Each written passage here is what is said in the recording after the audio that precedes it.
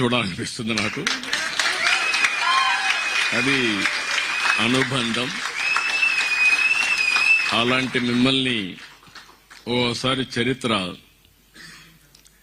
నేను జ్యూరిక్కి 95 నుంచి వస్తున్నా. వరల్డ్ ఎకనామిక్ ఫోరంకు రావాలని ఆలోచించింది మొట్టమొదటి పాలిటీషియన్ నేనే అనుకుంటాను, ఒక చీఫ్ మినిస్టర్గా. అప్పటి నుంచి వస్తే అప్పుడు ఎవరు ఇక్కడ తెలుగు వాళ్లే లేరు, ఇండియన్స్ కూడా తక్కువ ఉన్నారు, అసలు తెలుగు వాళ్ళు లేని పరిస్థితి. అలాంటిది ఈరోజు మిమ్మల్ని చూస్తా ఉంటే విజయవాడలో ఉన్నావా, విశాఖలో ఉన్నావా, తిరుపతిలో ఉన్నామా, ఎక్కడున్నాం అర్థం కాకుండా ఉంది. ఎక్కడ పోయినా మీ అభిమానం చూస్తే నా జీవితంలో ఎన్ని జన్మలెత్తి మీకు సేవ చేసినా మీ రుణం తీర్చుకోలేం. అలాంటి మీ అందరికీ మనస్ఫూర్తిగా అభినందనలు. 20 దేశాల నుంచి వచ్చారు, యూకే, యునైటెడ్ కింగ్డమ్ నుంచి వచ్చారు. జర్మనీ సోదరులైతే ఉదయం నుంచి చూస్తున్న అభ్యర్థులు వదిలిపెట్టలేదు వాళ్ళు.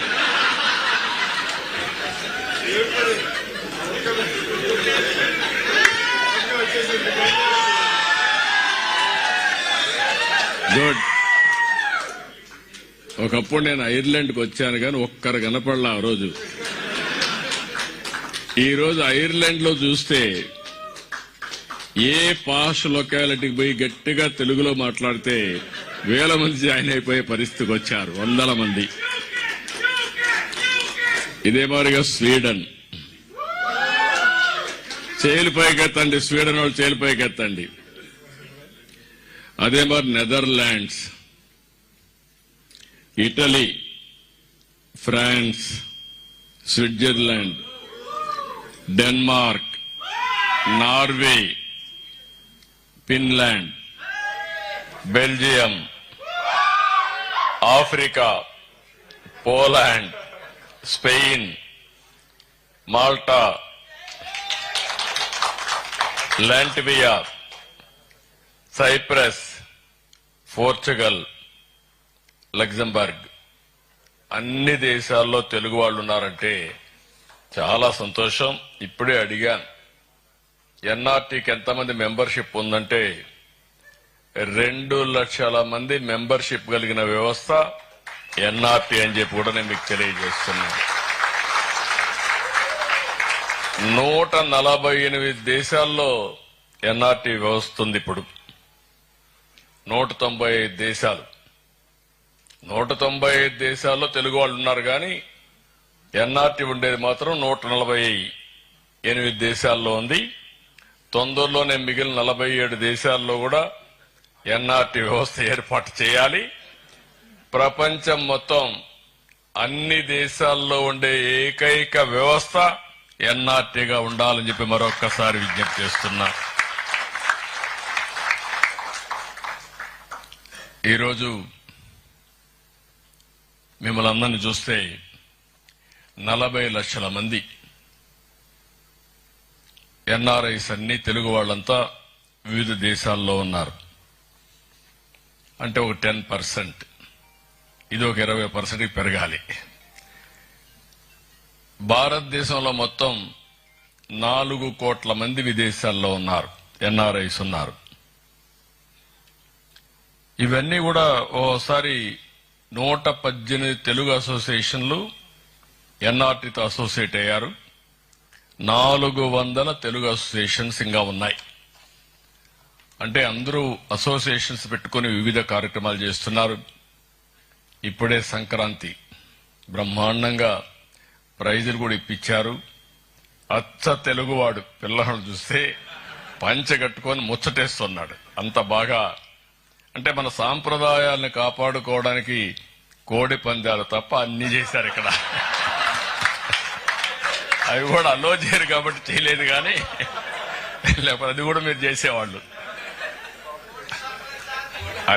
అదే మా జల్లెకట్టు, కోడి పందాలు 2 లేవు ఇక్కడ. అందుకని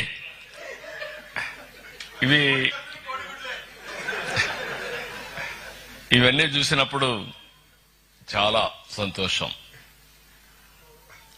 25-30 సంవత్సరాల కంటే ముందు 95లో నేను ఒక ఆలోచన,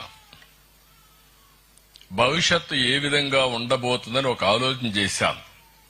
నాలో ఒక చిన్న పొరపాటు ఉంటుంది, ఎప్పుడు కూడా ముందు ఆలోచిస్తా ఉంటా దూరదృష్టితో. ఆ రోజు నేను విజన్ 2020 తయారు చేశా సమైక్య ఆంధ్రప్రదేశ్కి.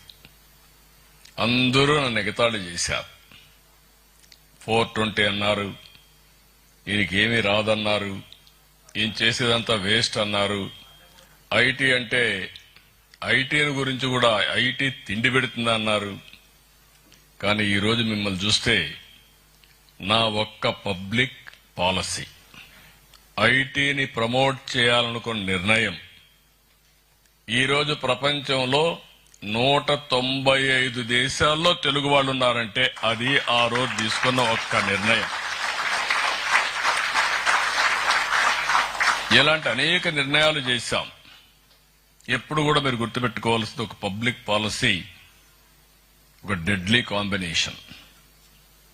పబ్లిక్ పాలసీ చేయడమే కాదు, దాన్ని అమలు చేయాలి, ఎగ్జిక్యూషన్ కూడా చేయాలి. ఈరోజు మీరు ఒక్కసారి చూస్తే ఇండియాకు కొన్ని అడ్వాంటేజెస్. ఒకటి, ఆర్థిక సంస్కరణలు 1991లో ప్రారంభించాం. That is the biggest advantage. అది కూడా ప్రారంభించింది మన తెలుగు బిడ్డ పివి నరసింహరావు గారు.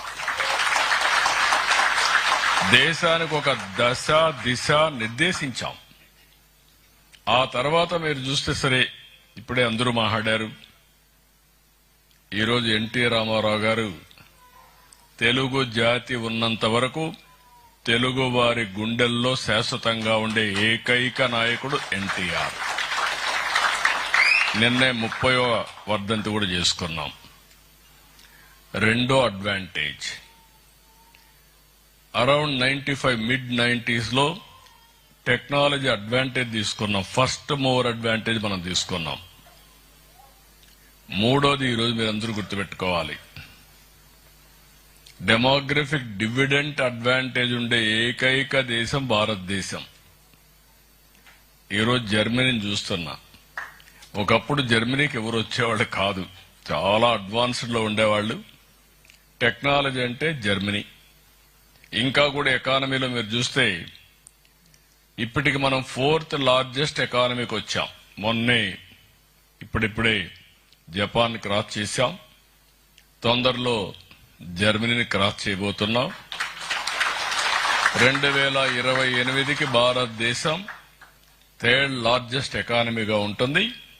2038కి భారతదేశం 2nd లార్జెస్ట్ ఎకానమీ అవుతుంది.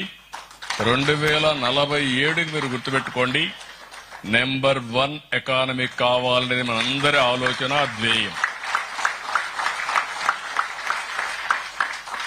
ఇది చూసినప్పుడు ఆ రోజు తీసుకున్న నిర్ణయాలు, ఈరోజు ఇంకొక పక్కన ఇండియాకు ఒక స్ట్రాంగ్ లీడర్షిప్ ఉంది, నరేంద్ర మోడీ. ఈరోజు మీరు ఆ నాయకత్వాన్ని మనం చూసినప్పుడు, right time, right leader, right place, that is Narendra Modi as prime minister of India. ఈ అడ్వాంటేజ్ లో ఇప్పుడే మీరు చూశారు, ఒక పక్కన లోకేష్ స్టాన్ఫోర్డ్ గ్రాడ్యుయేట్, నేను తిరుపతి యూనివర్సిటీనే. నరేంద్ర మోడీ గారు మామూలు యూనివర్సిటీనే. అదే మరి పక్కన ఒక ఆయన కూర్చున్నాడు, రామ్మోహన్ నాయుడు, ఆయన పర్డ్యూ యూనివర్సిటీ. ఇంకో పక్క భరత్ ఉన్నాడు, ఈయన కూడా బాగా చదువుకొని ఇండస్ట్రీ పేరెంట్స్ పెడితే అక్కడి నుంచి వచ్చిన వ్యక్తి. ఈరోజు నేను చేసిన ప్రయోగం మీరు చూస్తే, తెలుగుదేశం పార్టీ శాశ్వతంగా ఉండాలి. 2047కి నెంబర్ 1 కమ్యూనిటీ, ఎవరికి అనుమానం అవసరం లేదు. Indians will be number 1 globally by 2047. India will be number 1 by 2047. But Telugu community ప్రపంచంలోనే నెంబర్ 1 కమ్యూనిటీగా ఉండాలని నా ఆలోచన.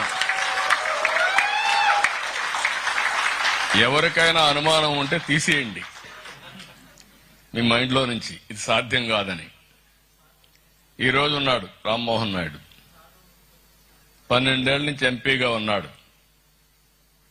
ఈ రోజు యంగెస్ట్ కేబినెట్ మినిస్టర్, కేంద్రంలో యంగెస్ట్ కేబినెట్ మినిస్టర్ ఎవరంటే మన రామ్మోహన్ నాయుడు.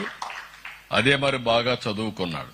ఛాలెంజెస్ అంటున్నాడు, ఛాలెంజెస్ కాదు, ఛాలెంజెస్ ఆపర్చునిటీస్ రెండు ఉంటాయి. గ్లామర్ తో సమానంగా రాళ్లు కూడా పడతా ఉంటాయి. రాళ్లు పడినప్పుడు తప్పించుకొని తిరిగి ముందుకు పోవాల్సిన బాధ్యత మీ మీద ఉంటుంది. ఇంకొక పక్కన చూస్తే ఈసారి నేను సెలక్షన్ లో కూడా సెటిల్ అయిన వాళ్ళు కూడా మీరు చూస్తే ఇంకొక మంత్రి ఉన్నాడు మన దగ్గర, చంద్రశేఖర్, కేంద్రంలో పెంబసాని. ఆయన richest parliament member in the parliament. ఆయన కూడా మీ మారిగా ఒక ఎన్ఆర్ఐ.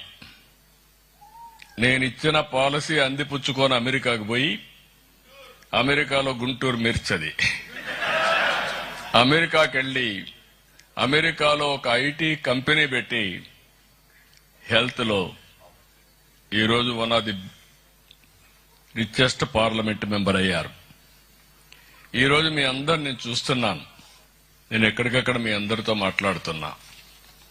ఈరోజు మీరు చూస్తే 25 ఏళ్లకు మునుపు మనం చేసిన ఆలోచన ఈరోజు ప్రపంచంలో ఏ దేశానికి పోయినా ఆ దేశంలో హైయెస్ట్ పర్ క్యాపిటా ఇన్కమ్ ఎవరంటే దానికి చిరునామా ఇండియన్స్. అందులో 30% తెలుగు వాళ్ళు ఉండడం నేను గర్వపడుతున్నా. హైయెస్ట్ పర్ క్యాపిటా ఇన్కమ్కి వచ్చాం. ఈరోజు రావాల్సింది మీరు వెల్తియెస్ట్ కమ్యూనిటీగా తయారు కావాలి, మోస్ట్ ఇన్ఫ్లుయెన్షియల్ కమ్యూనిటీగా తయారు కావాలని నేను ఆకాంక్షిస్తున్నా. ఇక్కడికి వచ్చినప్పుడు ఫస్ట్ ఆఫ్ ఆల్ మిమ్మల్ని అందరినీ నేను మళ్లీ ఒక అజెండా మీకు ఇవ్వబోతున్నా. ఏదో మంత్రులకే అజెండా కాదు, మీకు కూడా ఒక అజెండా ఉంటుంది. మీరు కూడా అజెండా పెట్టుకొని ముందుకు పోవాల్సిన అవసరం ఉంది. మొట్టమొదటిసారిగా మిమ్మల్ని అందరినీ మనస్ఫూర్తిగా అభినందిస్తున్నా. ఎన్నిసార్లు అభినందించినా తక్కువే అవుతుంది. మొన్న ఎన్నికల్లో ఎక్స్ట్రాడినరీ వర్క్ చేశారు. ఆ రోజు మేము రాష్ట్రం కోసం ఆలోచించాం. నేను ఆలోచించిన తర్వాత జనసేన అధినేత పవన్ కళ్యాణ్ కూడా స్వచ్ఛందంగా ముందుకొచ్చాడు. ఏ మాత్రం కూడా ప్రభుత్వ వ్యతిరేక ఓటు డివైడ్ కాకూడదు, రాష్ట్రాన్ని పునర్నిర్మాణం జరగాలంటే ఇది ఒకటే మార్గం అని ముందుకొచ్చాడు. అదే సమయంలో మేము ముందు చూపుతూ ఆలోచించాం. బీజేపీ కూడా ముందుకొచ్చారు. నరేంద్ర మోడీ గారి నాయకత్వంలో బీజేపీ ముందుకొచ్చి ఎన్డీఏ కూటమి ఏర్పాటు చేశాం. ఆ రోజు మేమందరం ఒకే మాట చెప్పాం, రాష్ట్రాన్ని పునర్నిర్మాణం చేయాలి, పూర్వ వైభవం రావాలి, మళ్లా తెలుగు జాతి ముందుకు పోవాలి. దీనికి సహకరించమంటే మీరు ఎక్కడెక్కడో దేశాల నుంచి ఎవరిని అడగకుండా మీ సొంత డబ్బులు 4-5 లక్షల రూపాయల ఖర్చులు పెట్టి అక్కడి నుంచి ఇంక మినిమం ఓన్లీ రావడానికి పోవడానికి కొంతమంది నెలలున్నారు, కొంతమంది 6